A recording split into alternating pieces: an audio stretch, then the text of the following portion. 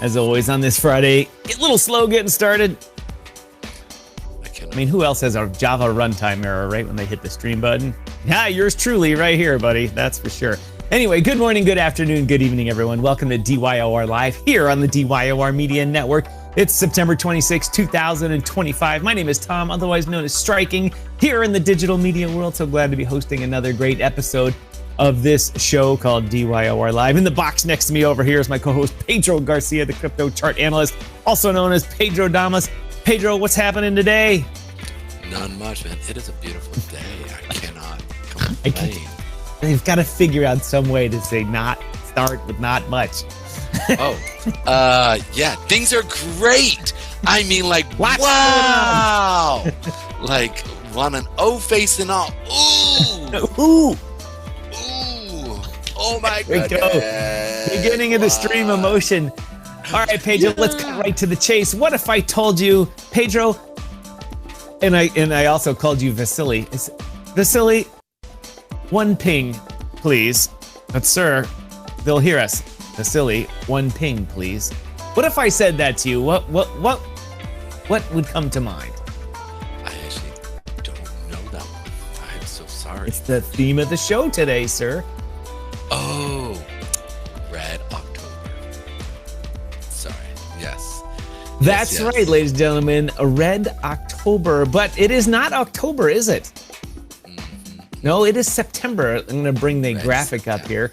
For those of you watching on the stream right now, the hunt for Red September. We've got Sean Connery there as Marko Ramius, otherwise known as Pedro Garcia. We've got Tom Herlihy as Jack Ryan there, the super spy extraordinaire. And Michael Saylor there as Bart Mancuso, the captain of the submarine Dallas, just chasing the Red October. Now, we all know from the movie that the Red October goes to the bottom of the sea, Pedro. Yes. At the end of the movie, it goes... No, I'm sorry. It gets stolen and goes to the U.S. And the Russians think it went to the bottom of the sea. And the crew and all that. Now, in Bitcoin land, we've been hunting for low prices in September. Traditionally, why? Because Bitcoin is low, goes down in September. So that's what we're going to talk about today in the probably the third segment of the show. We may have a guest today. We may have Ryan Shiitake with us today. But anyway, I think more importantly right now, Pedro, we just need to get to Bitcoin, talk about what's going on here at the end of the week. Absolutely. Real interesting, real quick. We saw the sell-off come in yesterday. We had a few points here that I talked about. Flew through these points. You can see here. And just was looking for stops. So really interesting to see what's actually happening. And we're just right now waiting for my computer to move. So pennies are after us. There we go. Come on, you got it. You can do it. Wait, let's see. There we go. You can see here, we came into our zone here. Boom. Pushed up on Thursday, came up, but it didn't hold. Definitely did not hold, and then came back down, sold through all these stops sitting right here, liquidated everybody right here around that 110, came down to about that 108 area. And right now we're just kind of consolidating here, but I'm not seeing a ton of buy volume step in. If anything, we're starting to see it kind of sell off. And more importantly, kind of setting up for maybe a consolidation period for another leg down into that 107. And like I said, that 103 area that we were talking about earlier this week. 103, 104 area right here. So for me, I'm definitely kind of waiting to see if it is going to hold here though. I don't like seeing this here. We see an increase in seller volume and then a decrease in buyer volume. That's not a good sign for the end of the week here, especially as Wall Street gets done with their week. Now, what I think is also interesting is I wonder how much liquidity Bitcoin is being taken away to actually go into ASTER. I think good question. Watching what's actually happening with ASTER and what's happening with CZ. That man is a legend in his own. Books will be written on him and just his. Well, Well, let's keep ASTER for the second part of the first half hour of the show here. Absolutely. But ultimately, good news, because we started late. I'm gonna skip the commercial break when it comes up here in a second, so you can go right into ASTER. Excellent. So ultimately, you can see here that we're watching this starting to sell off. The next leg down would probably, if we see this end around this level here, or even up to the 110 area, expect it to go down.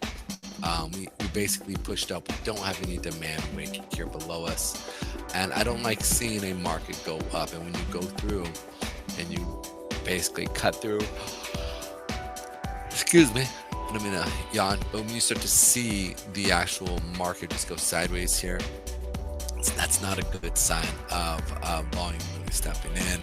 And we're watching this kind of consolidate here. There's no real demand in wing, so part of me is almost just kind of watching what Wall Street is doing here as they close up on their CME contracts.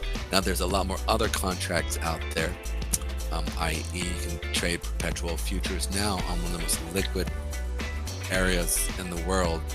We'll talk about that later, but watching how they're setting everything up and potentially just getting out of their trades on the CME is really interesting.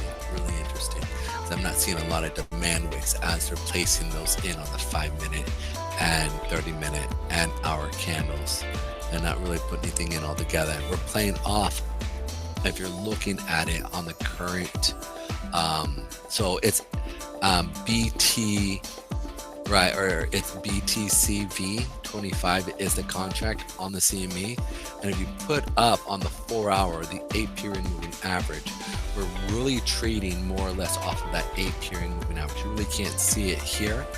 I can see if I can bring it up but because of certain hourly changes, which many of you have heard me complain about. Let's do this. CME. Going to the V. That was the majority. Yeah, it doesn't. What does that mean? There it goes. Okay. It's not as clean on here just simply because the way the hours switch. But you can see how the 8-period moving average is holding down price on BTC. And so we have liquidity sitting right here on the CME. Are they going to drop it below that liquidity? They came and tested it from yesterday, from this morning. But as you can see here, they came down in the morning period, and then they pushed it back up to then turn it back around off of that 8-period moving average. So it's going to be really interesting to see how they finish off this 8-period. Are they going to push it up?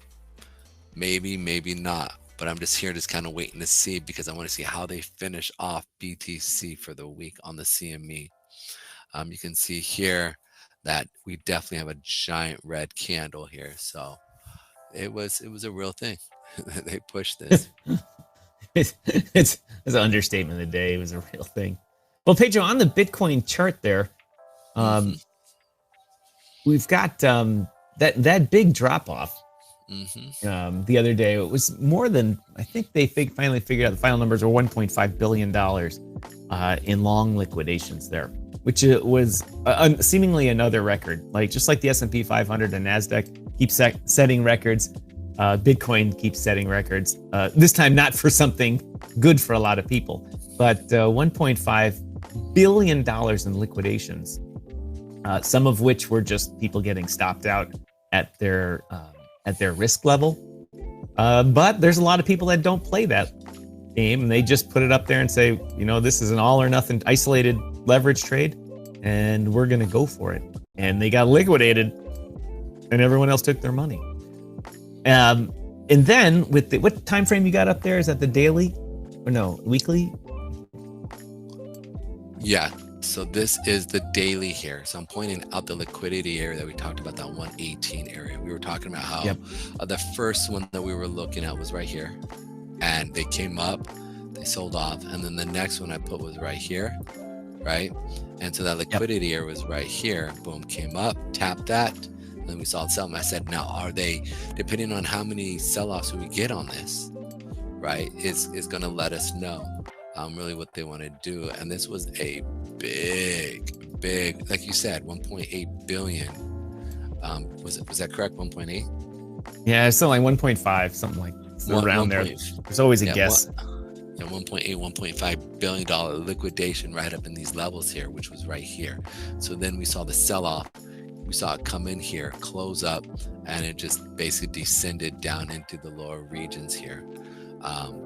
Now, like, I'm watching what's actually happening here on the CME contract and what's actually correlated. It's really just kind of giving me vibes of like just weakness coming in, because you're seeing a lot of positions being played here. So I think they're going to try to push this down into October, creating the demand wick for October, which is going to be a good thing, because that means if they do, they'll come down, hit these areas, boom, clear out this liquidity, and then continue it up into an epic rally that nobody's ever seen before. Let's go. It's enough with that silliness. But yeah, it's just one of those moments that's just like we were going up, and I couldn't trust it, right? Because there weren't enough demand wicks in the smaller time frames. But at least as we're coming down here, they are creating demand wicks. This is where I'll point out here. You can see here that we have demand wicks down here, demand wicks right here, right? As it's coming down, you can see here, they're trying to, actually this is not being put in here. Honestly, it's not. But you can see on the 2 hour, they're putting in demand wicks here, right? And so for me, as I'm looking at that, I'm expecting to see volume. Even if this sells off, I'm expecting to see those sell-offs are being absorbed by buyers, and we're talking institutions and retail, because anytime really Bitcoin starts to sell off, we see an accumulation of it. I think we're also seeing a lot of future platforms coming out, and I think they need to accumulate Bitcoin, because if they're going to start doing perpetual futures, and if somebody wants to call them on and actually get Bitcoin, I think it's going to be really interesting. Are they going to bring delivery of Bitcoin into their actual wallet? So that's going to be another thing. That are they, at least what CZ's doing with ASTER and all that. But anyways, we'll talk about that later at the second part of the hour. Wow, look at you, Pedro. I'm impressed. Trying, buddy. All right, ladies and gentlemen, let's see here. Where are we? Let's get the great comment machine up here. Welcome, Crypto Mike, to the house. Thanks for joining us. I need to refresh it a little bit here. Do that. There we go. Pedro Garcia says, let's go. Mike check 3, 4. Dump BTC dump, says Crypto Unicorns. Yeah, we've been talking about BTC going down into the 90s. I think it's going to do that. The chart Pedro was just showing seems to me that it's going down, which I always say going down isn't bad. Going down isn't bad when you're trading these things, looking for volatility. And Connect Me One says, whoop, whoop. Thank you, me, for joining and commenting me. Anyway, ladies and gentlemen, once again, you're watching DYOR Live here on the DYOR Media Network. It's the bottom of the hour here. Normally, I would go over the quick run through the markets, but Pedro will do that in the second half here, because I'm still working remotely, for a couple more days here from the 51st state of Canada to the United States. I'm joking, my Canadian friends. I'm joking. But thank you to everyone watching us. Today we're broadcasting on LinkedIn. If you're watching over on LinkedIn, the great comment machine doesn't work so well with LinkedIn. They keep changing their code, so it's hard to keep up with it. Feel free to come on over to Rumble or YouTube, search DYOR Media, and you'll find our show right away. Comment, interact, ask questions. That's what we're here for. It's the end of the week. We've had a long week in the crypto and financial world. As usual, lots of rumblings and grumblings in the U.S. with politics. Lots of rumblings and grumblings with tariffs and all this type of stuff. But all we really saw was yesterday when the numbers came out. The markets just dropped. They dropped, recovered a little bit, but went down. And Pedro, as you know, has been calling it lower for a while. And like I said, normally this would be a commercial break thing. We don't have a Rumble commercial to read right now, so I'll wait for the viewership to go up a little bit to do that. But Pedro, we were supposed to have a guest here. I'm guessing they're either not coming or going to be in the later part of the show or something like that. We'll just head right into the as they say, the second half of the show here, and like the big boys on the charts do say, let's re-rack it at the bottom of the hour here, and get take care of our FCC licensing requirements. I'm joking. Where's Kimmel? Where is he at? It's that bastard. It's so crazy. Anyway, ladies and gentlemen, welcome. My name is Tom, otherwise known as Striking, here in the digital media world. September 26th. It's the bottom of the hour here in Toronto, Ontario, and we're bringing to you live the DYOR Media Network, a primetime show called DYOR Live. That's right, and we are an interactive show. That's right. We look forward to having your comments on here. So drop your comments. Pedro and I will answer them. In this half hour, we are, for someone known as Striking Senior, gonna jump out of our little box that we talk about all the time and talk a little bit about the airline stocks, specifically British Airways and perhaps even American Airlines, and see what's going on with these things. Like I said, it's a request from our audience, so we're willing to do it. Request came in before the show, so I was able to get Pedro primed for it. So it wasn't a cold open, as they say.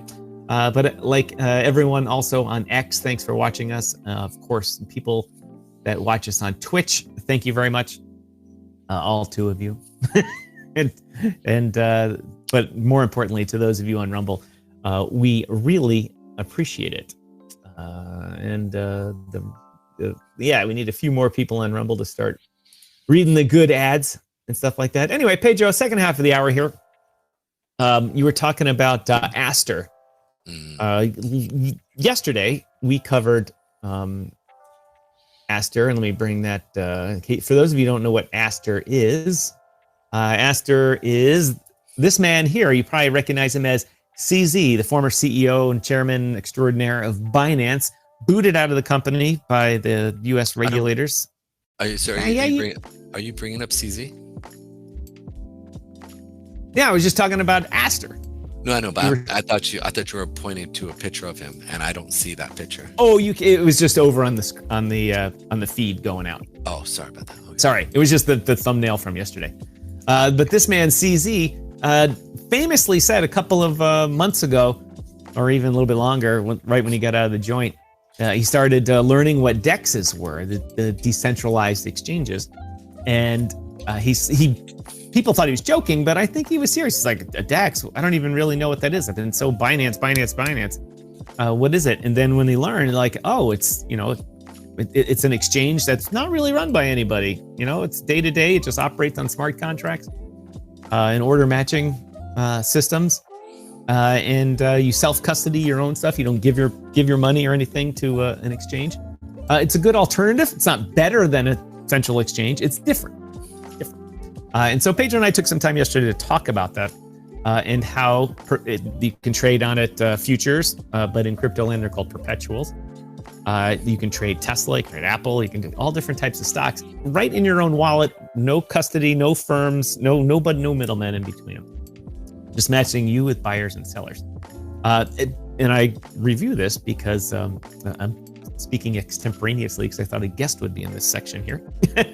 But Pedro mentioned in the previous segment of the show Bitcoin and whether or not Bitcoin's liquidity is being sapped by groups like ASTER and Hyperliquid. I mean, big money has gone into Hyperliquid, Pedro. I mean, people are selling billions of dollars of Bitcoin, dropped it into Hyperliquid. Yeah. And I completely believe that was CZ behind ASTER. People would feel comfortable dropping $1 billion. But the crypto world is so weird, isn't it? It's like if you're going to move $1 billion in the real world, you'd have 60 lawyers, you'd have credit agreements, you'd have all kinds of stuff. In crypto, they're like, nah, I'll just transfer $1 billion here. Yeah. Not that I have that problem. I'd like to have that problem, but I don't have that problem. Yeah. Anyway, Pedro, let's explore your thought process about what you wanted to bring up about Bitcoin liquidity and talk a little bit more about ASTER. Yeah. So one of the things, and then after that, we'll hit the airlines. Absolutely. I think one of the things I think is important to understand is like, one way you can make money on BTC is receive some type of stake and reward that correlates it within a central exchange, right? Like people do that a lot. And basically what happens is that exchange will go through, loan that out, and basically bring money in off of the Bitcoin of the loaning of it out. Oh. And so, hey, straighten your camera for me, would you? You're cutting your whole body off. All right, let's try this here real quick. This is what you get, ladies and gentlemen, when you run all of the shows yourself. You don't have production assistants on either end. Someday we'll have that problem, Pedro, but until there, you look good now. What were you saying? So in relationship to how we're looking at the markets and what's actually happening, when you have all this money being made off of Bitcoin, we're talking billions or hundreds of millions of dollars that people make, like accumulated and into billions of dollars. And if not, 200-300 billion, which is nothing to shake a stick at. I'm not going to go running after somebody to try to fight them if they're worth $100 billion. Just saying that out, I'm going to get shot somehow through the Secret Service. But anyways, that's neither here nor there. What I'm saying is this, because that was just random. I don't know why I brought that up. But what I'm saying though is this, is that type of money has to go somewhere. And so what people sit on is powder, right? And they put that money into hyperliquid, and they're hoping to receive again another source of income as it starts to produce. And so we saw a lot of people put a lot of money into hyperliquid and also receive a lot of money back from that. But now that's actually there's something better now. And in crypto, we know how quickly an organization as well as a technology can change in crypto within weeks. Within weeks, we can see a flip and a complete, because that new technology is just that much better in relationship to the previous technology. And the new highest and dopest kid out there was hyperliquid. But now that ASTER is out and about, and this is not only is it have a good set of just tech fanciness to it, but also fanciness, fancy, it has pants. a lot fancy pants, a lot of glitter, but it also has a legit, and this is important to understand, leader behind it, backing it, who literally started off. He's created 3 industries, right? Like the meme coin industry out of Binance, right? And then came back, took it over again. Then we see them also, that same man, go to jail, come back out, more like a G. Yeah, not even whoops. Exactly. Like came here's out the with thing. street cred. Like not just street cred, but like yoked up street. Like he was on the yard, like doing his, like, let's go. Like nobody messed with him. This little skinny Asian dude, and he comes out like this. Are you people or you folk? Oh, I'm both. Yeah, really, like he comes out solid. And I think this part that's so interesting here about him is that he, like, I'll put it like this. If you go into jail, you need to join a gang. We know that SBF joined a gang, right? And he's not necessarily climbing rank there. This man didn't join a gang. There's, he's got no tats. You don't see him like, but that means he was solid. People left him alone. He did his business. He was out. But more important, I want to add this to it. When he comes out single focused, and I don't think, him saying, I just don't think that he really didn't understand how decentralized system. I think he was very calculated. He was slowly just building up the narrative for a decentralized future system. And so when he launched it, it wasn't going to be just something out of the ordinary. We already knew he was looking in that direction. We thought here that he was going to reopen up Binance USA. But no, he came out with something better. And more importantly, within that better, he is single focused on developing this decentralized future system, which is what we've been talking about. I've been frustrated with the fact that I can't trade something without getting in trouble. And I've been saying, come on, America, you're saying you're pro crypto here, but you're not allowing it. And so all that to say is this, is when you see that type of movement of a man, forgot to mention, he took one coin from 25 cents, right, to over $1,000 in less than 4 years, 5 years. I believe, what was it, 2017 is when it was? I forget. Patrick says, nice, I just went short again on ASTER, targeting the open at 510. Pedro, let's be cognizant of the time here. I'd like to hit the airlines in this half hour when my dad may be watching. All right, so I'm going to hit this hard here. So long story short, he did all these things that were so dramatic. And so now that the fact that he's backing ASTER and almost making it his baby again, like BNB, everybody's going to pull out of whatever money that they have and say, if he did all these successful things, and yes, I'm calling him going to jail, coming out without a gang, successful. Yes, I am. Where'd you go, Pedro? Your camera faded out or something. I don't know. Brian's coming to us from his car. Awesome. What's up, dog? How you doing? Can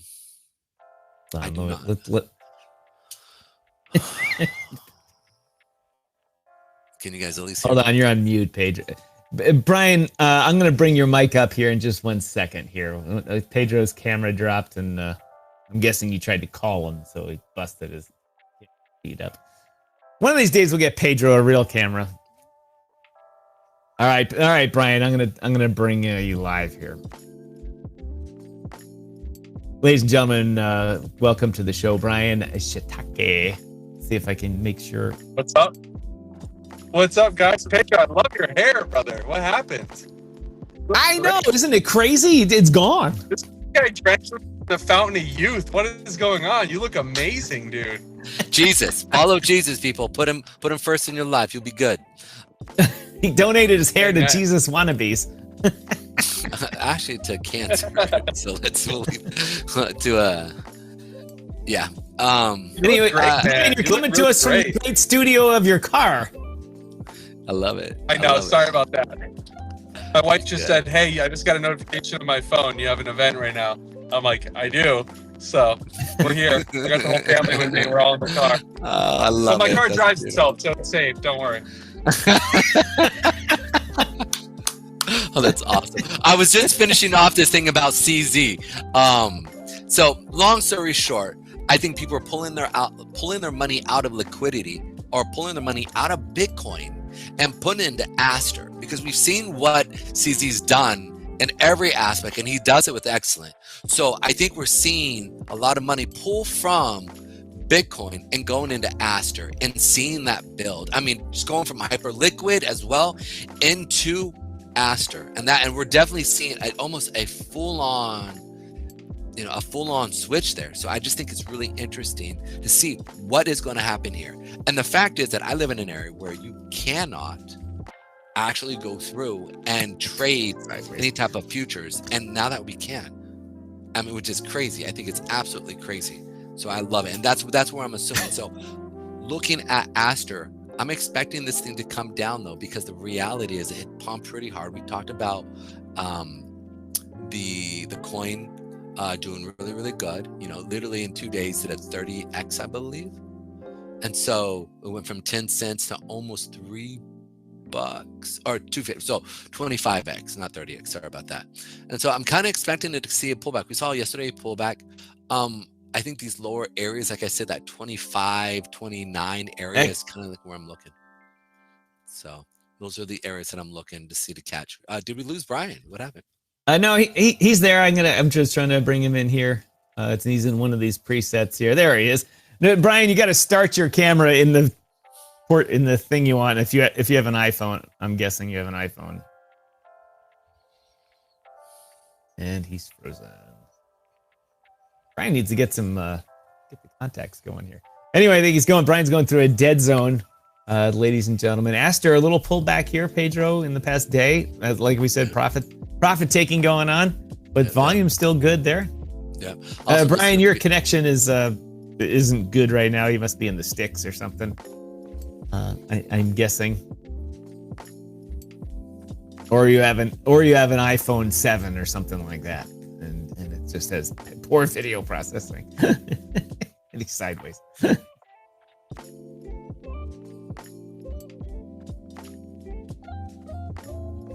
All right, we're gonna boot Brian.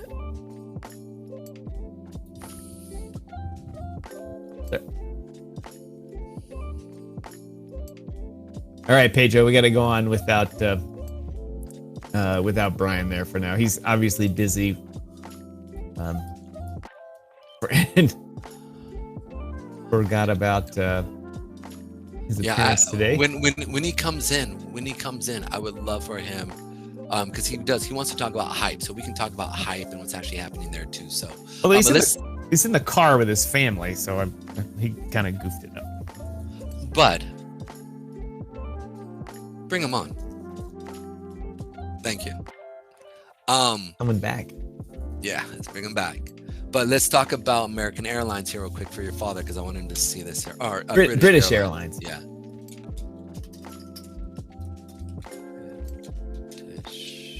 Brian, we had a quick we had an audience question about British Airlines and then what the state that they are in.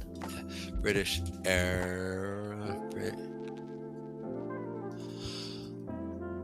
American Airlines. British Airlines. Am I spelling it right? Line? Oh, I thought you had it up earlier. No, I had American Airlines. I thought it was. I'm looking at it right now. I cannot. Let me check here real quick on Yahoo sometimes. All right, well, let's do it later. And I'll just text my dad that we're going to do it later. We got Brian here. Yeah. Sorry, Dad. Yeah, I'm looking at this right now, and it's not really pulling up here. Give me one second. Yeah, I just want to see if we can actually do it. No. Well, it's not. I don't think it's. I think they're. They've got a different name. So it's British Airways. Ticker. I think it's IAM Gold Corporation.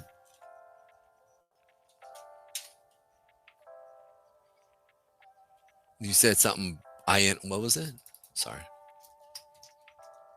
I think it might be IAG. IAG. International Airlines Group. They own a bunch of airlines. Anyway, ladies and gentlemen, it's the second half of the hour here at DYOR Live. You're watching Pedro Garcia, Tom Herlihy, otherwise known as Striking here. And we're into our guest of the day, if I can find him here, Brian Shiitake, coming to us, although he seems to have dropped off again. He's driving out in the middle of nowhere. Okay, so that's nice.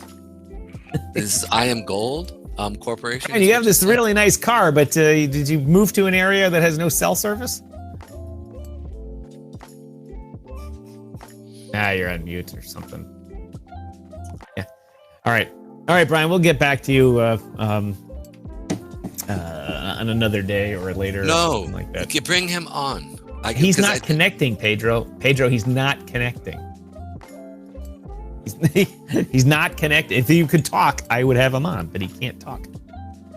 All right. He's got to get to a city or somewhere with cell phone coverage. All right. So I am Gold Corporation is the name of it, right? Yep. All right. Mr. Herlihy, look, this thing is solid. This thing's pumping. Look at the volume coming in. This thing is legit. Even with negative earnings, we're watching it pump hard and we're seeing real volume come in. You've actually been watching the volume step in here for a while now. I mean, it's been moving like this since December of 2024. So for whatever reason, that pumped. If I'm looking at supply that potentially could be coming in, I'm looking at it coming into this level here.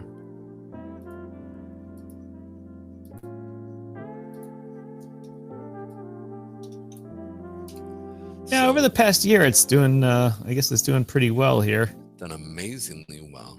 That's why I'm asking. It blew through this weekly supply like it's nothing. So I guess the trick is, when did Striking Senior buy this? yeah, that's the key. But either way, I mean, it blew through this monthly supply here as well. Weekly.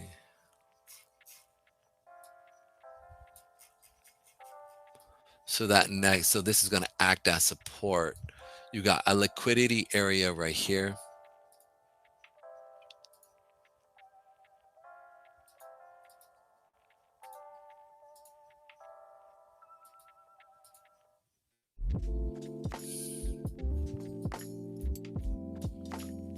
So, and it's tapping at the liquidity right now as we speak. So we might see a bit of a pullback here.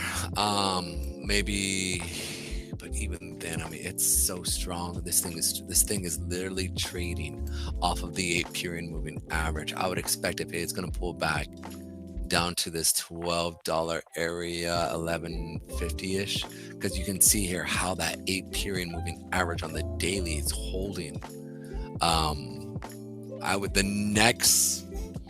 The next area here, if you're going to want to get, if it's going to continue higher, is going to be up here on that 1650 to 1680, 1690.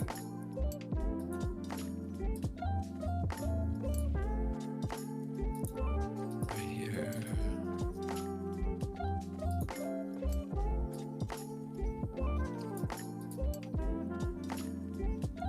Yeah, and it's Ryan. If you can hear us, check your messages. I just popped into your direct into the studio feed.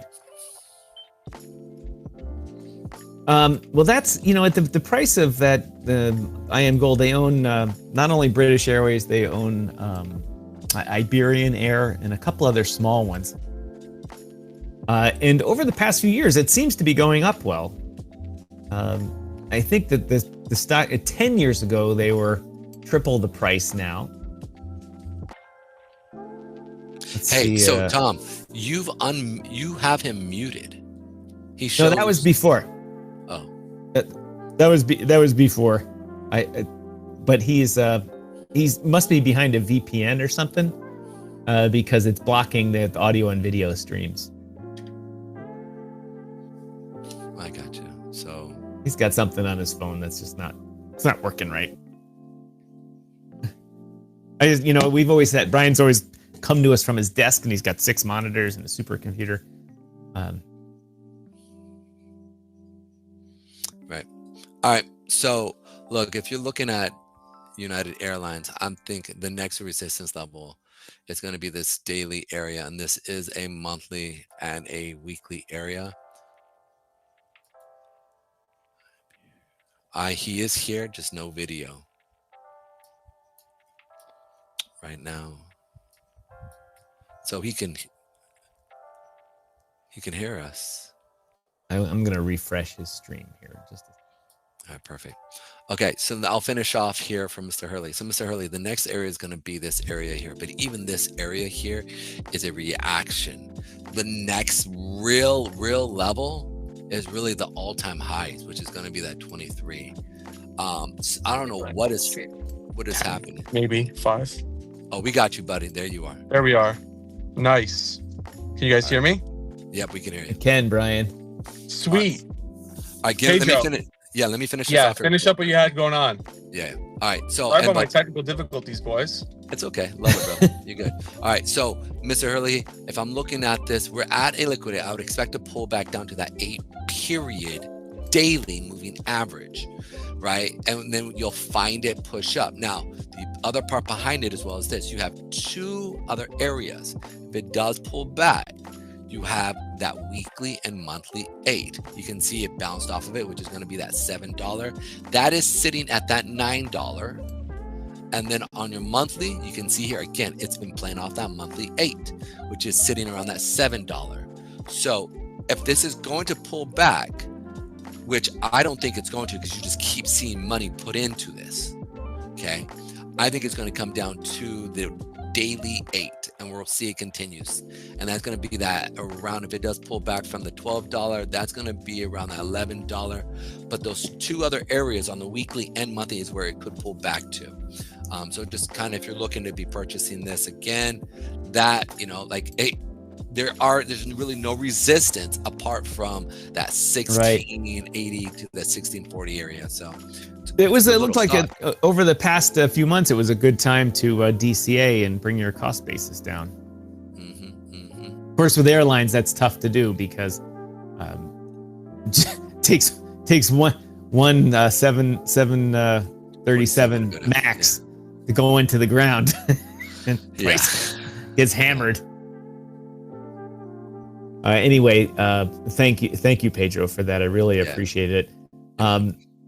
Let me take a top of the hour 1 minute break here, and then we'll come back with you and Brian on the topics today. Awesome. All right, ladies and gentlemen. As I always like to say, thank you for joining us here on whatever channel you're watching us on. We're primarily on broadcasting on Rumble. We're getting a good crowd there. We're getting our official partner program there. As a Rumble creator, we love it. It's doing well for us, and it has picked up where YouTube has left off. But there's those of you that are watching on YouTube. Thanks to Baby Draco, otherwise known as Jesus from San Francisco, from tuning in today. We really appreciate it. And of course, Crypto Mike coming to us from all the way from the great state of Manitoba. Baby Draco says, "Follow me," and Patrick Stephanie. He's out there in the Northwest somewhere out there. I can't remember where, but he's up in Canada somewhere. Yeah, maybe the Vancouver area, something like that.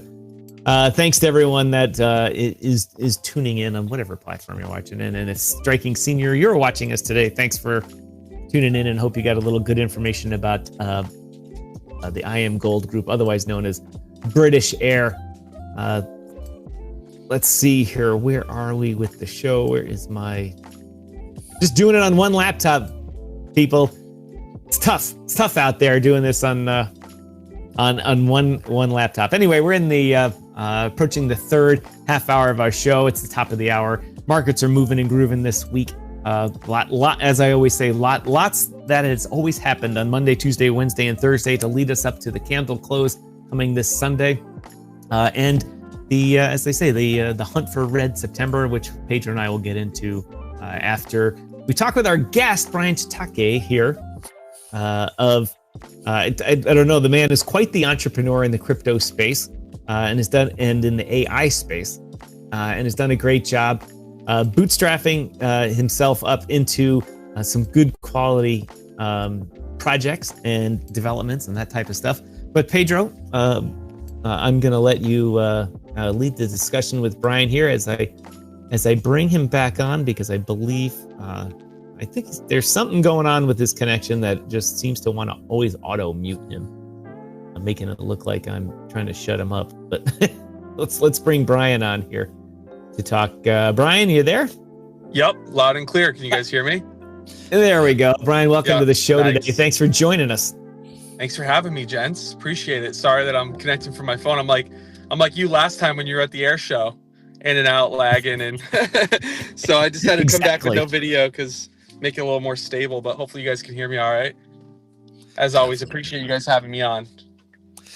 Yeah, I appreciate you, man, because you really do go over and above, and you really do some pretty dope stuff. So I always like hearing what you're doing, and also more importantly, really seeing you from a like just as a developer, right? As you develop, it's just cool seeing you grow, and I think you're going to do big things, man. I mean, sooner or later things are going to just pop, and I'm looking forward to sit there and say, "That's my dude right there." So appreciate you, bro. My brother in Christ. Appreciate you. So, quick question for you. So, you've been talking about Hyperliquid now for almost 2 or 3 months. Posting videos on it, talking about how BlackRock is getting involved, how we're watching many of the large institutions get involved within Hyperliquid, and then now ASTER comes out, and within trading, they've just overshadowed within a week the trading volume that Hyperliquid was doing. So I just want to know your thoughts on it, what your views are, and just maybe potentially even maybe forecast maybe what could potentially come of the new developments with ASTER and Hyperliquid, because now they're going to be competing with each other for market share. I think obviously competition's always good. Hype was kind of off on their own land for a long time. And, best competition you could possibly have in the space is a Binance proxy, right? Yeah. I do like the fact that ASTER is going to have dark pools, because what we saw with James Wynn, when James Wynn had that insane liquidation, he was effectively hunted by the cabal, so to say. I mean, they went after him and just liquidated him and rinsed him. And so I think that the dark pools is going to be really valuable for ASTER, because the big whales don't want, if you're trying to buy $1 billion of Bitcoin, you don't want the rest of the world to know you're trying to buy $1 billion worth of Bitcoin. And so I think ASTER is going to have a real competitive advantage there. That being said, I don't see Hype going anywhere anytime soon. They have a user base that is really, really powerful. And I saw this thing the other day, Pedro, and I'd like for you to fact check this. I wanted to run it by you. I meant to send it to you because I thought it was interesting, but it was showing how, Hyperliquid, their revenue was a little over $1 billion, and it compared the revenue of Hyperliquid to the revenue of the NASDAQ and the employee count, and how many employees the NASDAQ had in comparison. Hyperliquid's team is like 10 engineers. It's a very, very small team, and it's one of the greatest success stories in finance history, really. I mean, these guys came out and launched this perp dex and just killed it. They've done so good for themselves. I think that's really interesting, and they've kind of been overshadowed. They haven't gotten the limelight like they should have gotten, in my opinion. And this whole ASTER situation is shedding light on Hyperliquid that they didn't have before. And I think that what's going on with ASTER is the level of wash trading going on to inflate the volume is dramatic, very dramatic. Oh, I'm sure it's huge, right? It's got to be. It's the same thing Binance did, and it's kind of CZ's playbook. And hats off to CZ. He knows what he's doing. He's the largest crypto KOL in the world, and so he tweets the chart one time, and it just goes absolutely parabolic. Granted, publicly he has no involvement, but behind the scenes, we all know CZ's got his paws in ASTER, right? It's kind of obvious, but I think it's amazing, man. It's good for the space. General good for the space. I'm actually reading through, and I remember actually reading that up as well. It was a headline that actually posted through, and I think I read it on Watcher Guru. So I think you're right, and just the comparative to how much money they make compared to their expenses. I mean, they make so much money in regards to trading fees. It was astronomical. It was almost akin to what the NASDAQ, and I believe that's where I read it, was on Watcher Guru. I will correlate that thought that you brought up, which I would agree. But on the back end, I think what's important to also understand here is that they have money to develop. Right, like it's not like, all right, they have a 10% yield on the money they're putting out there, or they're bringing in. Right, it's not like they're hurting for cash. So you're dealing with, you just had a competitor who came up, and now you almost have a real battle where they're like, all right, well, they have dark pools. What else can we do? Right, what else can we do now to draw back? Obviously establish now, because there isn't really in crypto yet, there is no privacy right. It's code, right? And that's not, you can copy and paste, and within maybe 2 or 3 months we might see dark pools over on ASTER. So I hope, and this is what I was actually talking with Patrick Stefanek here, is you're now going to have to fight for those users based off of your platforms. My biggest frustration within crypto has been the platforms suck, and compared to traditional finance, and you're just like, come on. So I'm really excited about now not just protecting the billionaires in their trading stuff, but also allowing them to be able to get in and get out.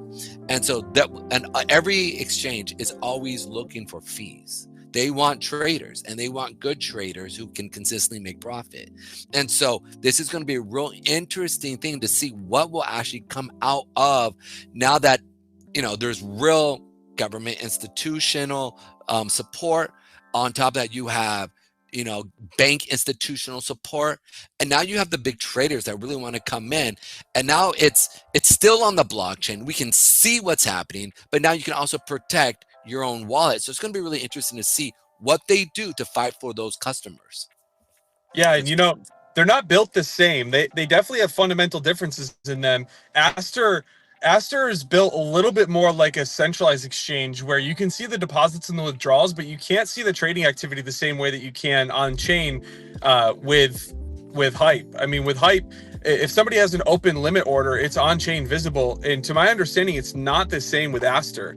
I mean, you can see the deposit, you can see the withdrawals, but a person's like actual trading activity on their account currently right now on ASTER is it's not done on chain. It's done on a server somewhere in CZ's basement. And, I think it's like it's a completely different approach, which I think is really interesting. And they're trying to bring it on chain, but they're going to do it through their own layer 1. Now for me, it's an attention factor. They're going to do their best to maintain attention and kind of this playbook. We've seen this playbook before, which is you find a proven business model that is kind of in their own lane, nobody else is competing with. You launch a competitor and then you try to farm the attention as long as humanly possible. And when the attention starts to dry up, you launch a layer 1. And it's not the first time we've seen this, and it seems to be exactly what they're doing. Because I don't know if you saw this, but the CEO of ASTER came out and said that they're building a layer 1 so that they can have the on-chain stuff. Everything can be on-chain, but you won't be able to see it. Kind of like I don't know if they're going to use the ZK stuff or how they're going to use it to make it all pseudo-anonymous, but apparently you're not going to be able to see it the same way that you can on-chain with Hype, which is interesting. Brian, you're exactly right. In talking about it, I think you have the option not to show your trade in the order books. I think you can keep it private or publish it. That's how I read the technical documents behind it. I may be wrong on that. Patrick, I think you're right. Yeah. I think one of our guests or viewers of the show has been trading on ASTER, checking it out. Patrick, if you can put in the comments any correction to that. But I find that very interesting because, Brian, as you know, we've relied here, especially in the US, on order books being visible. The CFTC has said, hey, all this stuff needs to be visible so everyone's on a fair playing ground.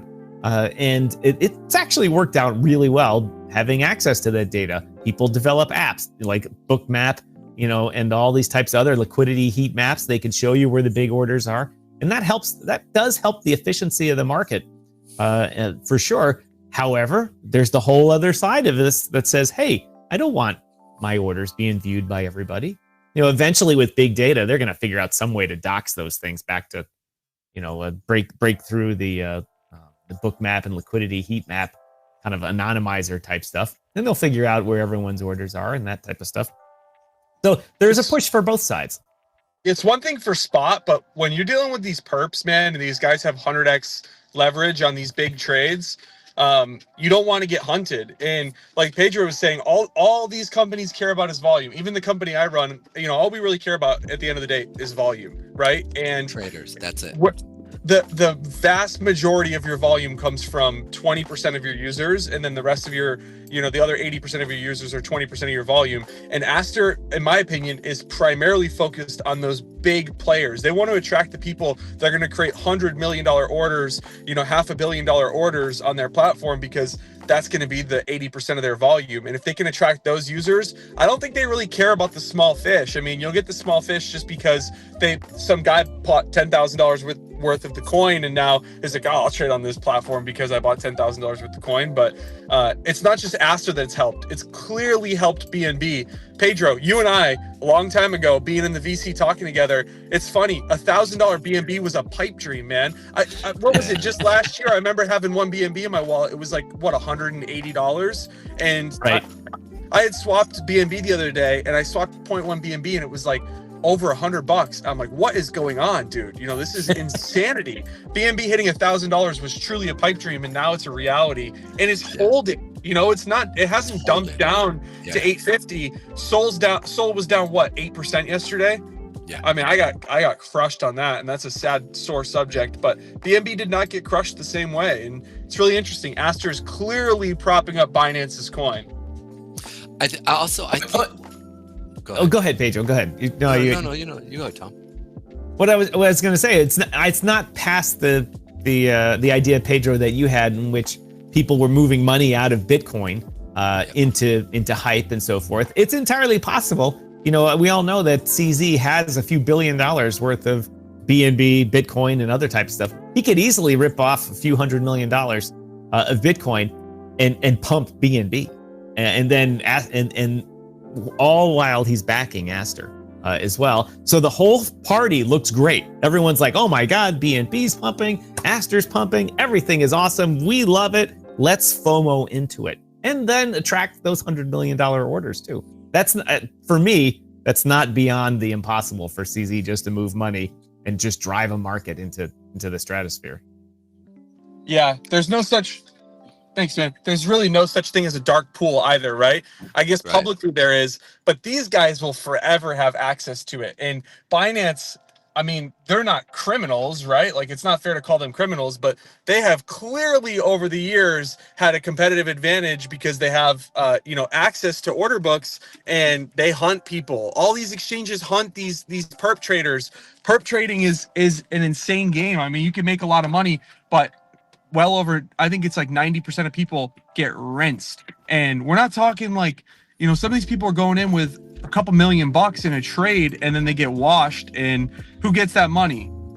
The exchange. The exchange get that money, Well, and I think it's yes and no. I mean, the reality when I look at it is that the majority of their money, at least as of right now, that because we don't know if they're actually going and chasing where they're trading against many of the traders. We don't, I think that's very unethical. Now I remember when Robinhood did come out, and this idea that everything was going to be for free and you could actually trade. I said, well, how do they make their money then?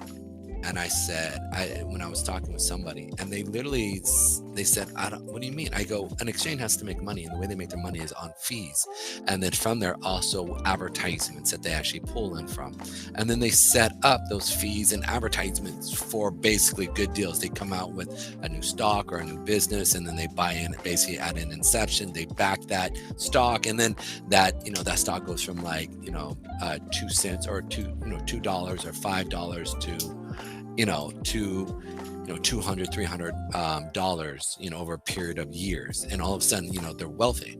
So the reason I bring that up is I'm just going to assume that they don't trade against, but one of the things that they may do though is they may sell that information to large institutions so that large institutions can go through and stop hunt. We know that traditional finance is very much involved in crypto now. We know that the CME wants to start up and set up perpetual futures. I'm already seeing it connect with Binance already with the CME. And so one of the things I think it's interesting is that are they going to sell that information to hunt for large traders to get that liquidity so they can turn a market upside down and push it? This, if it's going down, they turn it around and push it back up, or push it up for stops that are potentially coming in. So this is something that I've been playing around in my head. Would they do that? Is that something? Well, the big institutions have gotten caught doing it in Forex for years. I mean, they had a group chat at one point called, I think it was called The Cartel, and it was just like all the big banks. These guys control the vast majority of the liquidity in the Forex market, and they're just stop hunting people, and they're colluding, and they get caught, and they pay billions of dollars in fines. But that's just the cost of doing business, man. They make billions doing this stuff, and they just rinse the average daily. They rinse the average retail trader, and then they pay a few $1 billion in fines, and it's just nobody goes to jail. It's a slap on the wrist.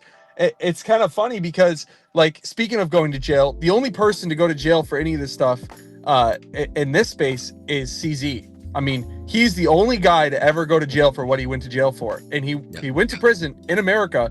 And I don't know if he's on a vengeance run.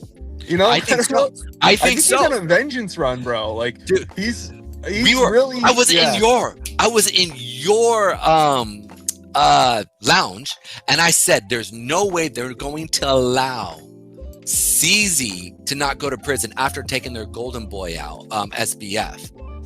I said, and I remember sitting there, and you're like, nah. I go, he'll be in jail. I thought he'd be in jail before SBF, but SBF beat him on that. But you did call that, Pedro. You did. You definitely called that, and I will admit I was wrong there. And it's so funny to look back on it in hindsight. There was so much more going on at the time behind the scenes. Like, he foiled their whole plan that they had with Sam. I mean, Sam was their little poster child, little pawn boy.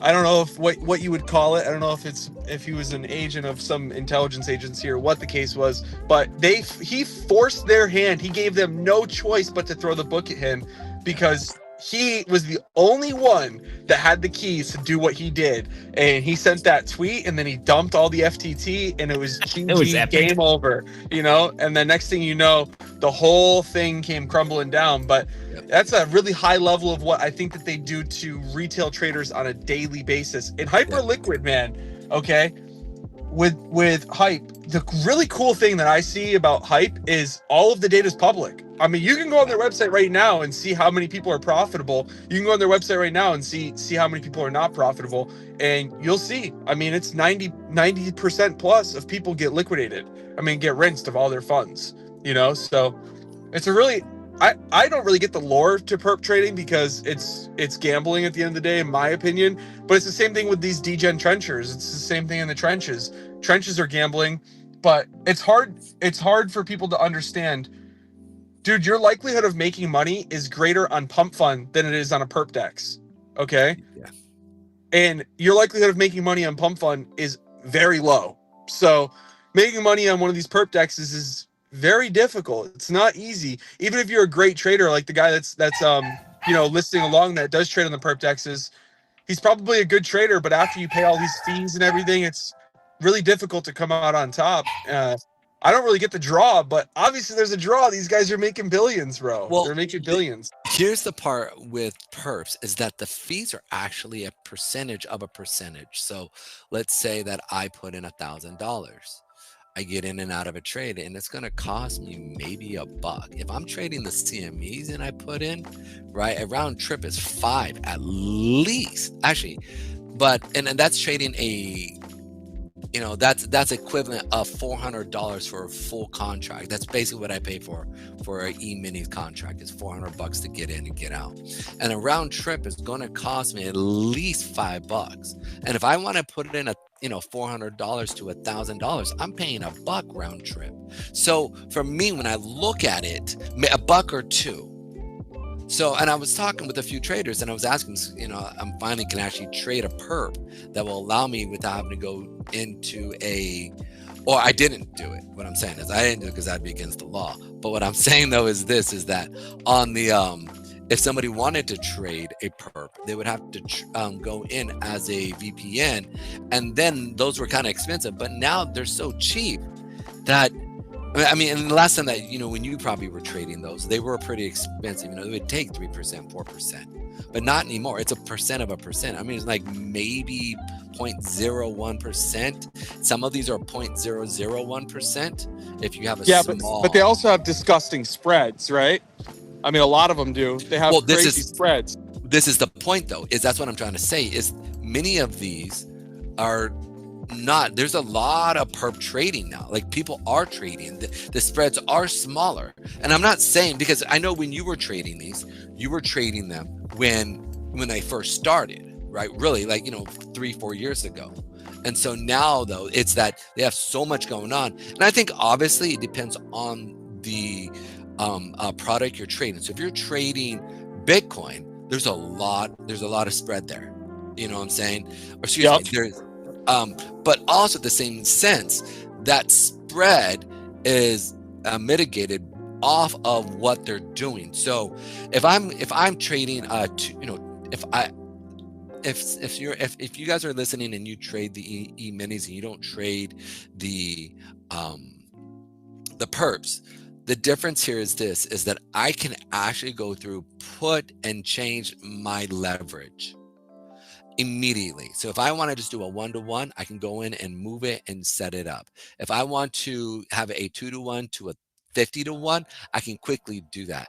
Based off of what I'm actually trading in my leverage, it actually gives me a good price point. If I have $50,000 and I want to go 50x, that spread's going to be huge. But if I'm trading $5 and I want to get in, my spread is a lot smaller. So this is the huge difference I do like about with crypto crypto futures, is that my spread is based off of what I go in with. So this is going to be really interesting to see as we start to see a retail and also institutional start to come into these future markets within crypto on a decentralized exchange. And that's important to understand.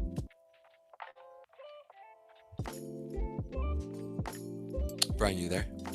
Did I lose you? Did I get lost? I am here. Oh. Guys, I'm headed into kind of like a dead zone here. So I might get choppy. I don't want to scuff the stream. But man, we're on the same page here. Like I think it's net positive, and I like the fact that these guys are competing.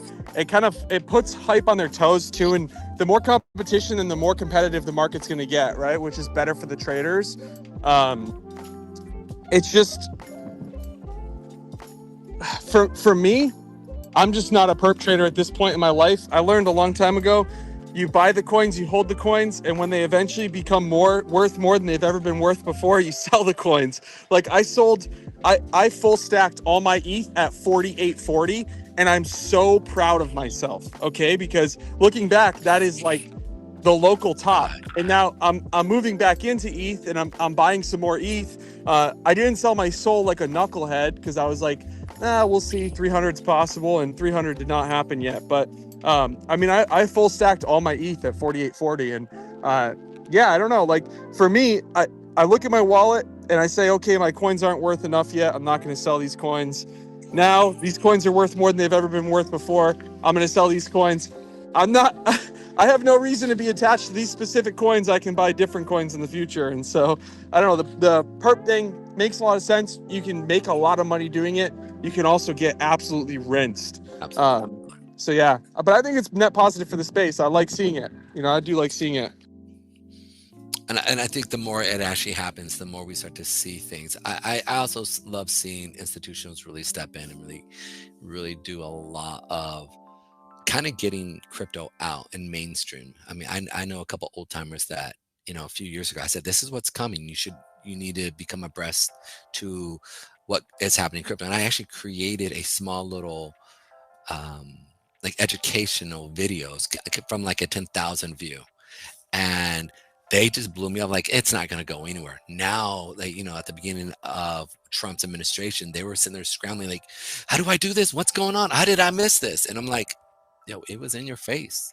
And so it's kind of cool to finally see, I think in the next, realistically, I think 8 years from now, not this bull run, but the next bull run is when we'll see Generation Z really step up. I think they're very much going to be involved in crypto. And I think we're going to see a lot of Generation X as we hit, 50, 60, that generation and Generation Y coming in and just fully adopting this.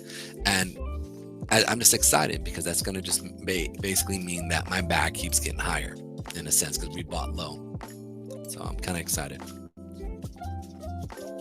Thank you, Steph. I'm excited too, man. I'm very excited. The total market cap of crypto is so low in comparison of where it's going to go. Quite clearly, it's the future of finance, right? Anyone that's debating that fact is probably not up to speed and probably couldn't tell you what the top, 10 or 15 coins are or explain what they do. And competition's brilliant. I never would have thought that Solana would even be remotely close to competing with ETH, especially after the FTX catastrophe, because Solana was a Sam Bankman-Fried, funded practically. It was his whole thing that he funded. The only reason that they had anything going for them. So to see it come full circle and Sol really flip the trenches, like what we had with BNB in the last cycle. Yes. I didn't think BNB was going to go anywhere. And it was like, what's this pump fund thing, man? What do you mean? What even is pump fund? And then You know, it's like, look at how it's come now. Dude, I don't know if you've looked at the Pump Fund app recently, but there's never been a more retail, there's never been a better tool for onboarding retail in the history of crypto. I don't know if you've downloaded their app and opened their app, but I'll just give you before I head out of here, I'll just give you a little insight into what it does. You open the app, you can log in with your Apple ID, one click, scan your face, bang, you're in, okay?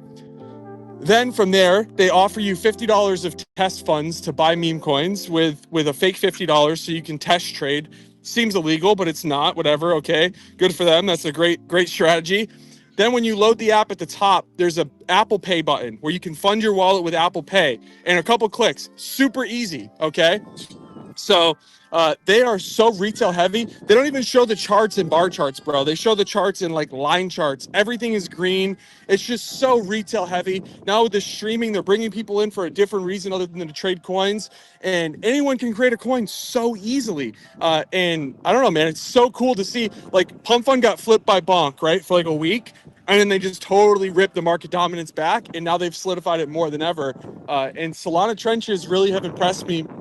Beyond what I ever thought that they would be able to accomplish, they've really impressed me. And now creators are getting rewarded on Sol, like insane on Pump Fund. I don't know if you've seen this, dude, but if you launch a coin and the coin gets $1 million in volume as a creator, you make 10 grand, 10 G's. It works out to about 1% of the trading volume the creator gets.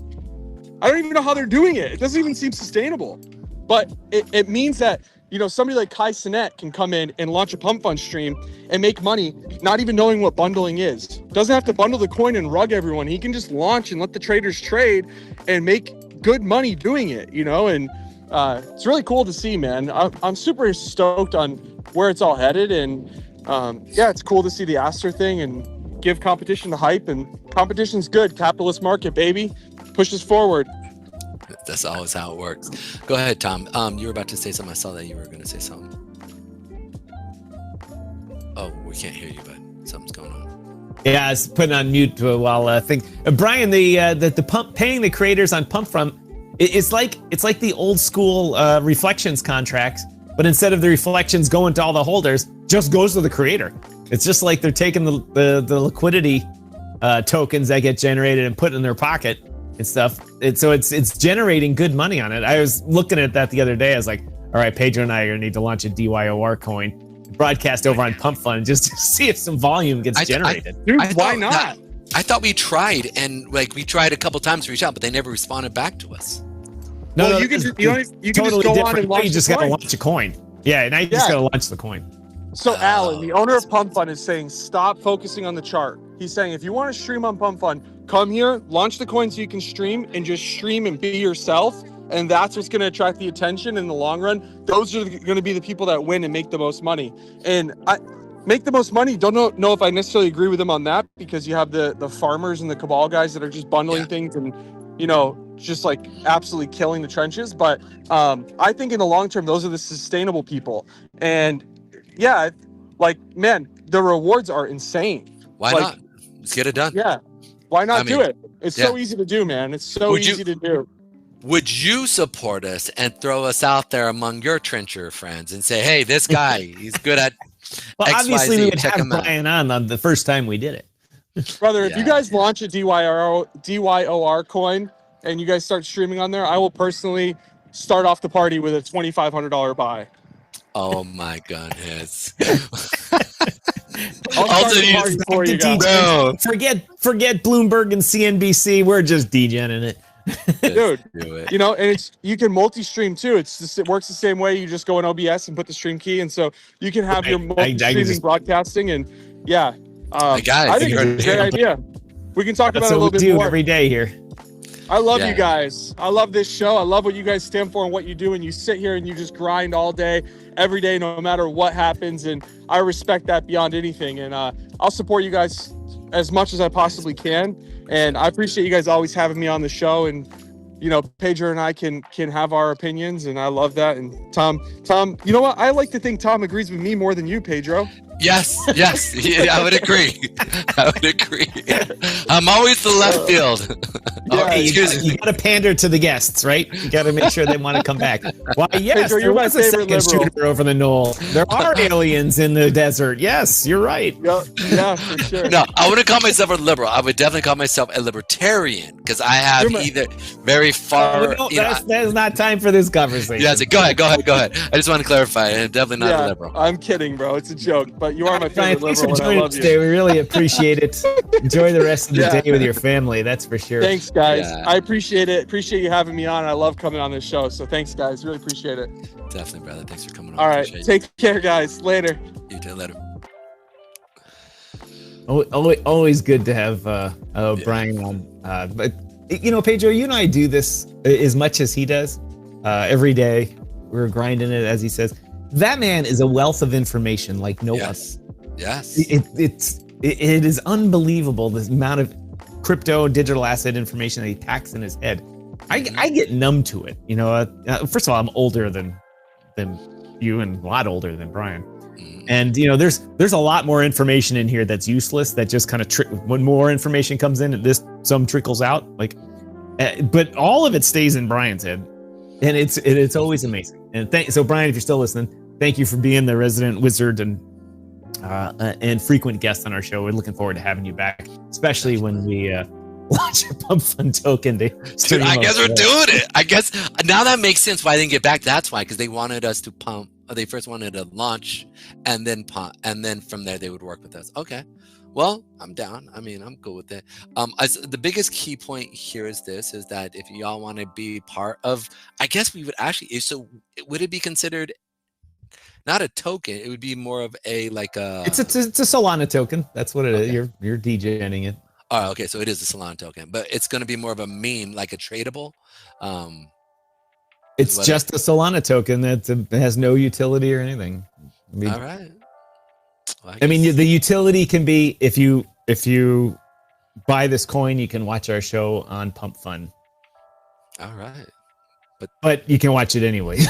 But you can go to Rumble and other places. Well, even on Pump Fund, you don't have to own the coin. You just have to. Anyway, we'll look into that and give that a shot. Let's take a quick break to see what's going on with the audience here. Thanks to everyone watching us here today on whatever channel you're watching us on. A Weibo token in the house. Thanks for joining us all the way from Chile. Probably, I think that's where you're coming to us from. Haven't heard from you guys in a while. I know I promised they have some news and they wanted me to come over and talk in their VC, but I wasn't able to because, as we know, I was off on doing some personal stuff with Mrs. Striking the past week or so. But Weibo guys, I promise I'll get back to you shortly with that. Let's Pedro. I haven't checked the viewership in a while, but we've been under the threshold for reading. Reading our ads. If you guys could do us a quick favor, share it, please. Hit the like and share button. That always helps the algorithm. It does. So if you guys also by going in and just reposting it also helps. So if you go into Rumble and you go through and you hit the little repost button, and then just say, "Let's go, these guys rock," except for that guy with the big nose and red shirt. He's a big dork. He doesn't know what he's talking about.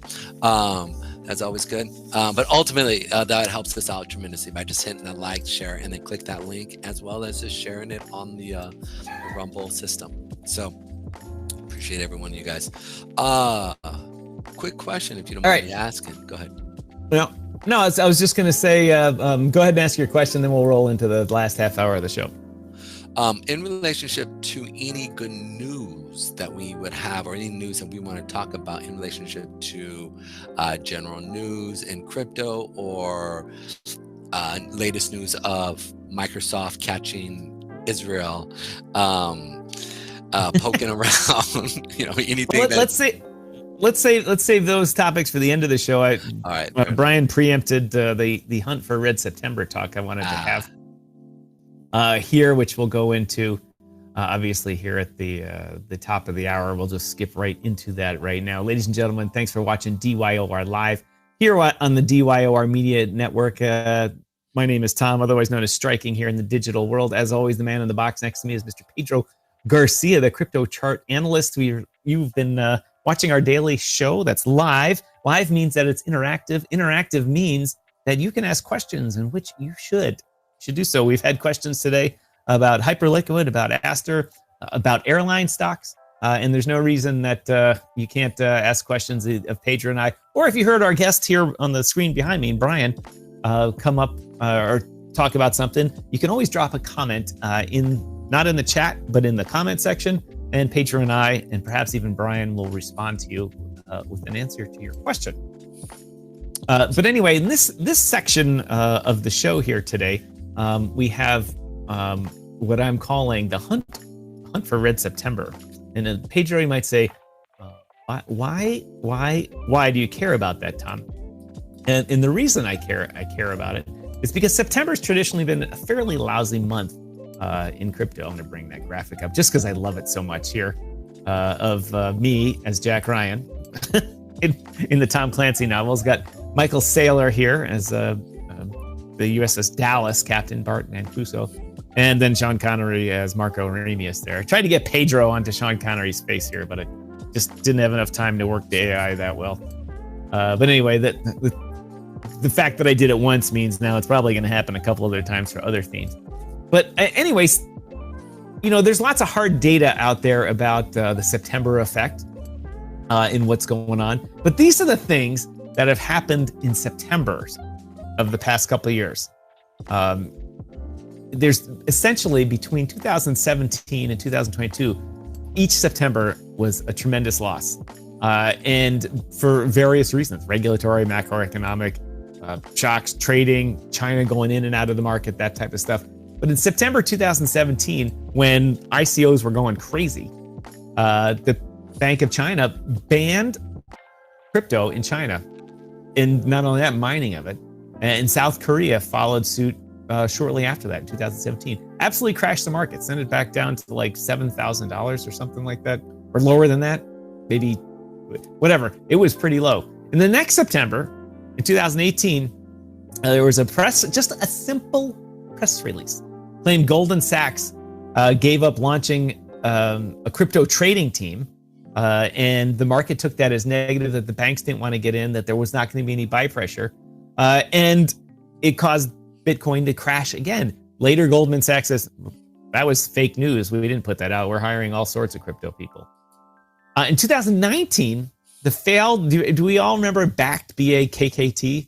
It was supposed to offer regulated exposure to Bitcoin for institutional investors. Well, 3 days after its launch, Bitcoin tanked from 10,000 to 8,000 and then dropped even more than that, putting Backed out of business and thus causing another red September. 2020, despite growing interest in Bitcoin as a safe haven asset, investor attention shifted to Ethereum because of the DeFi frenzy. That's when DeFi kind of exploded. ETH exploded when they got their smart contracts going. That's when BNB and the BSC chain started rocking and rolling. And everybody was like, and Bitcoin, once again, lost money in September. Then September 21, another shockwave from China. Who knew? Pedro, who knew that China could influence markets this much? They once again banned mining and crypto trading across the territory. And everyone was like, that's it. 1.4 billion people can't be in it. Market tanked, absolutely crushed it, turned into a red September again. Lastly, in September 2022, Pedro's favorite topic he loves to talk about, Terra Luna. And Terra Luna's stable coin unpegged, and then its whole ecosystem just tanked. Then following that explosion in September of 22, the Feds raised interest rates for the fifth time in the year by 75 basis points, and aggressive monetary policy just threw the market into shiver me timbers, as they say. And so we've had a lot of Septembers. And so all I want to do for the rest of this is say, Pedro, how is this September compared to the open of the month? How is September gonna finish here? Are we gonna finish with a red September? Make Marko Ramius happy for defecting to I still got Brian up there. He's still there. What's up, Brian? How you doing, Doc? He's still hanging out. There. Oh, no, that's. Wow, I don't know. This one. Goodbye, Brian. Good night, Brian. So is September going to once again be a red September for us? It looks potential, but the reality is we're actually seeing a decent amount of volume coming in today, and they're really trying to battle this up. So we've got 4 more days. I think 30 days are in September, right? I think. Yeah. Yeah, 30 days. Yeah. So watching this play the way it's playing, I would expect like this to be. I think it's gonna. I think we're gonna end green. I do think we'll end green. I think we'll shoot down and pull back up, is what they'll try to do. But ultimately, I think it has to come all the way down for us. Let me make sure I hit this right. It's got to get to. It's got to stay below 108.40 or 400. 108.450 to hit. Where did the month open? What was that monthly open price? Yeah, the monthly relative. Yeah, it was 108. It was 108.430. So all right, so we're right there, right? We're right on the precipice. Yeah, we're playing. It's teetering here. So it's one of those moments that you can sit there and say, yeah, it could happen. If we see a sell-off, if the institutions don't end today off at a fairly green higher level, like we've got to get above 111, like 110, 111. If we stay right here at the lower parts of 110, I think we'll see a sell-off into the weekend, and then get ready for September pushing down into, or October pushing down into that 8-period moving average. Because ultimately, in a few days, this 8-period moving average is going to shoot up again, and we'll see it probably jump up to here. And then if we see that, I don't think it'll come down and hit that 8-period moving average. But ultimately, when I'm looking at it, I would sit there and say, yes, I think we're going to end green. I think we'll come down, get close to that 108.30. Let me make sure I did it right. Yeah, 108.430 first, and then I think they'll push it back up, just simply because I don't think institutions want this any lower, just based off of where they've invested their money. Right? Remember, October starts the new, I believe, fiscal year, right? I want to say that's cool. No, not fiscal. The U.S. government's fiscal year starts October 1. Yeah. And not only that, but September 30th is a triple witching. Yeah. Oh, it's not a Friday, but it's the end of the quarter. It's the end of the end of the month. Yep. It's the end of the quarter. It's the end of the options expiring. I'm trying to bring that up. Yes. And so there's likely going to be a lot of sell pressure. Or not, I shouldn't say sell pressure. I should say people unwinding September contracts for those that use the Chicago Mercantile Exchange, Robinhood, or other U.S. regulated futures exchanges for Bitcoin, or even the options exchanges, and rolling them over into new months. But still, those are sells on the charts. Mm-hmm. Now, we also talked about here into last week. I said, following this week, I said, don't trip about the market selling off, because we're coming into the last month, so they're going to be taking profit. Remember, I said once we hit that liquidity that we talked about at the beginning of the month, I said next week is going to be most likely a sell off at the end of the month. Now, I thought we were going to come and hit these areas down here and then push back up and potentially finish green, is my thought process, what we talked about last week. So obviously we saw the sell off come in really just yesterday. And the biggest sell-off was, the biggest sell-off was this area, and it was when I say substantial, I mean comparative to what we've been experiencing. Right. 113 down to 110. That's 4,000 points, right? So that's 5%, about 4% of where we're sitting right now. Movement in a day, which isn't really that big of a move for Bitcoin, in retrospect to previous moves in the market. So I would expect us to see us hit a little bit lower coming into Saturday and then maybe Sunday see it pop up, and then Monday see it go up, where we'll finish red. And so I think we're going to come down into that 107, potentially 104, and then pop up above that 110, potentially 112 area, and then finish green, just simply because they want to entice buyers into next week, right? So that they can sell on them. That will push the market down into the first part of this quarter, new month, new week. And we'll see, you know, that's typically what they do, because they've got to create the demand wick, that bottom wick, before we see it shoot up. So that's my view and how I'm looking at this market. All right, ladies and gentlemen, that's it. We're probably not going to have a bloody red September here.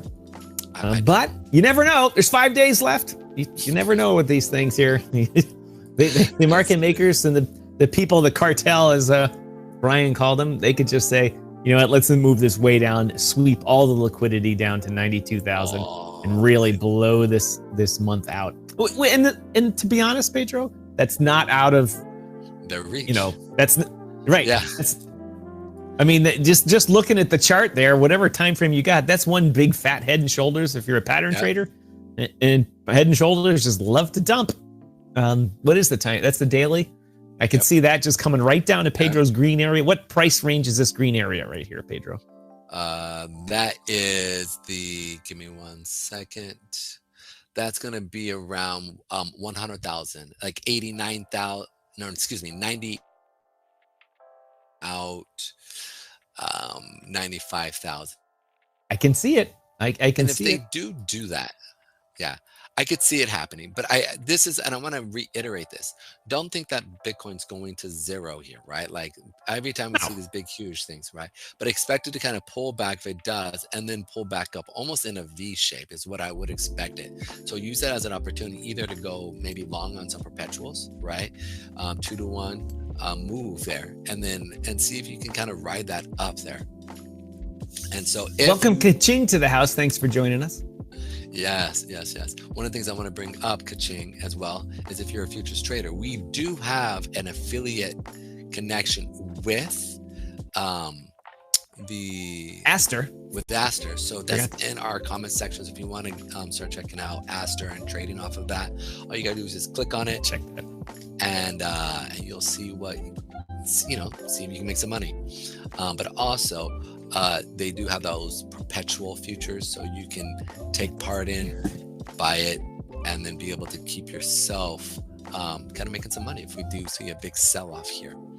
Alrighty then. A quick note, which I thought was really interesting. Side note, President Trump says, I will not allow Israel to annex the West Bank. There's been enough. It's time to stop now. So I think that was a pretty strong statement from him yesterday. And part of me is almost a little worried about if Bibi is like, you want to play? Like, I run the banks, bro. Like, do you really want to play? Like, see, poor Bibi got booed out of the UN and everyone left. Yeah. Well, it was kind of crazy. Talk about disrespect, though. I thought that was really disrespectful, regardless whether you like him or not. Right. It was very disrespectful. Very disrespectful. And you're not going to win his favor. Like, you don't win, he's a bear. You're not going to win him with vinegar. Like, it's just, you're not. Like, nope. That's a good way to put it. You're not going to win him with vinegar. Just not. So if you want to win them, you got to sit there, almost do a diplomatic sense. I mean, the best way to make somebody happy and get them on your side is feed them. Ask any smart woman, right? Like, feed them, talk to them, make them feel great, and then say, hey, I need this, So Miss Herodias understood that when she was talking to, as we'll talk John the Baptist. That's bad. We're gonna go with that one. Yeah, I probably shouldn't have said that. That sounds horrible. Lord forgive me. I don't even know why I brought that one up. Anyhow, I just think it's interesting to see what's actually happening here. Basically, the full BRICS, Palestine applies for full BRICS membership.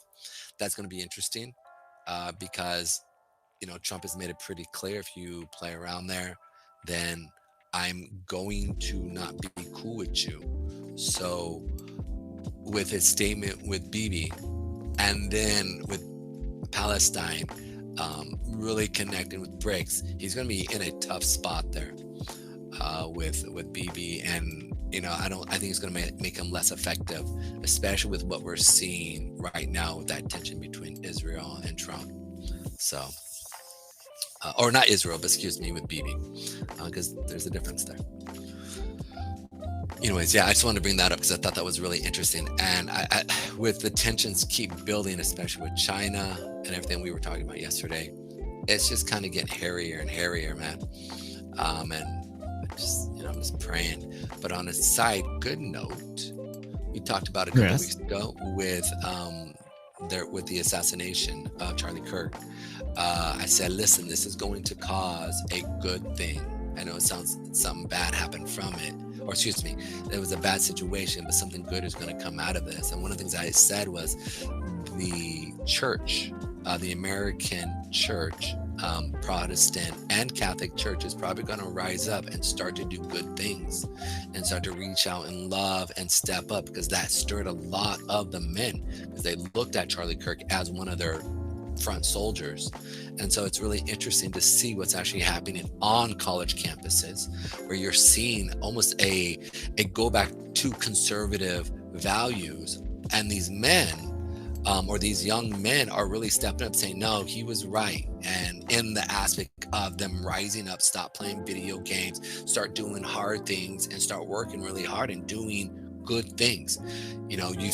So I've been following this, and I've been watching just men kind of come back to church, young men who have kind of been just doing their own thing, and whether you like him or dislike him on our show, whether that's not what I'm talking about. I'm talking about the effect that he had on young men to do hard things and to love people. And I know he was ambassador for hate speech, but the majority of his speech was very caring and gentle and comparative to other people who were out there. But he was just, I think the real reason why he was pushed out was really because he was causing and preaching to men to stand up, to be loving and caring, and to talk conservative values, which would basically build up and strengthen America. And I've talked about the Camille Paglia's paper that was written, I think about a decade or two ago. And so I think that in itself is what we're seeing. And it's going to be really interesting to see over the next 3 to 5 years what comes of this. So that was it. I just wanted to talk about that as well. So what are your thoughts on that? Sorry, I was preparing the end of the show while you were going there. Wait. Coming back. Come on, everyone. Sorry. Well, things that always take a catalyst to get people's attention nowadays. Everyone has so many inputs into their system, so many people vying for your time. Literally every time you look at your phone, 70 or 80 organizations are vying for your time or your eyeballs or something like that. And if it takes essentially the martyrdom of someone to kick off I shouldn't say kick off a movement, but to cause a movement to 100x, just like a pump fund coin, then that would be it for sure. But there's always a catalyst, and catalysts are good, catalysts are bad. In the 1400s, the catalyst was, there were all of a sudden one person in Spain said, I think that person's a witch. And next thing, 200 years of burning people at the stake. So that was the bad catalyst. And now we have potentially a catalyst just as large going in the other direction. Well, it was also, so that's a good thing. There was another catalyst, right? I have a gentleman who kind of got upset because he realized it was by grace alone, through faith alone, that you were saved, not by works any man may boast. And he wrote a full 99 point, and he basically just got up, posted it on the Catholic Church door. He himself was, a priest. And he walked off. He went to bed. And that started the Reformation, which started the Enlightenment movement. document, which basically gives us. So is it Martin Luther? Mm-hmm. Mm-hmm. Look at that, pulling out the old CCD Bam. class knowledge there. Look at that. So it was one of those moments that is. And us Catholics have been paying the price ever since that damn note. You're like, oh, wreck the whole thing. Well, if you would have preached the Vatican. We had the Vatican in Rome. We had the one in Avignon, France. Yeah. And after that, they had to split the money because they would go to the Lutherans and stuff. And they're like, Well, the people. It was the people. They decided and screwed that up too. Yeah, I think what's interesting is like when you look at it, if they would have just simply stopped telling people, hey, you can get to heaven by through indulgence, one, and then two, literally said it's, not just, just literally read what Paul was writing and said, hey, it's by grace alone through faith alone, not by works that any man may boast. So that opens it up. And then the third one would have been just open up and allow people to read an English version of the Tanakh and the New Testament, right? Like that would have been a big deal, but they didn't. Those three things is what did them in, like anytime you censor free speech, right? Anytime you tell lies and give big bonuses basically, into heaven, there's the dead cat. Right on time, ladies and gentlemen. But it is 2 o'clock. So anyhow. Yeah, that's 2 o'clock. We're at the end of the show. Let's load the old kick tracks up here and play it. Send it off to Pedro also and me. All right, guys. Thanks for coming in today. We appreciate every one of you guys. If you like the show, I don't know please why we like, can't subscribe. I don't know why we can't hear it, but anyway, we're playing the kick tracks. I can hear it. If Jesus was here, we would be talking about the outro right now. That's the outro. Ladies and gentlemen, Pedro and I have had a good week here talking about all types of things. We had lots of good content this week. I've taken the time to make a whole bunch of shorts, and I'll make a bunch of shorts from this show as well with Brian on it as well. Thank you to Brian Chitake behind me here on the DYOR main screen TV for joining us. And if you see those shorts in your feed, do Pedro and I a favor. Click the like button. It really helps. Click the share button, drop a comment, interact with it, watch it to the end. I kept them short. Trust me. There's no 3-minute shorts anymore. There's like 20-second ones, 30-second ones. Watch them to the end. It really helps us get the word out about our show and boosts up our YouTube presence, which just hasn't been doing that well. But, Google promised us that they're not going to, derate anyone based on what they say. And we're taking them at their word. So we're giving YouTube another shot here. But thank you also to Rumble and everyone for what they do. Ladies and gentlemen, as always, my name is Tom, otherwise known as Striking here in the digital media world. The man in the box next to me, none other than the great Pedro Garcia, the crypto chart analyst. Thank you, Pedro, for a great week. We'll see you next week. But however, we need to get our 5 hours of premium content in. Pay attention. Maybe this weekend there'll be an hour or two of premium content, which is usually just me rambling on for an hour and talking smack with Striking here on Rumble only. Anyway, we'll see you next week. Be there.